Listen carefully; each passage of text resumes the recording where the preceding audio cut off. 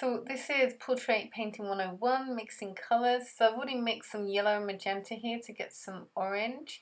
On my palette I have cyan blue, magenta, cadmium yellow, some black and some white.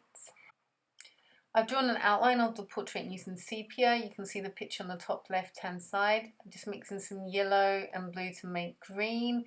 I'm going to add some brown to that. So what I'm actually doing is I'm making a range of base colours.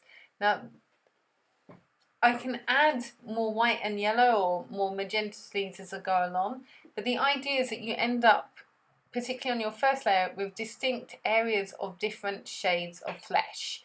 So I have lots of lovely olivey sepias, orangey sepias, ochres, orange ochres, peaches, some pinks, a solid range of flesh colours.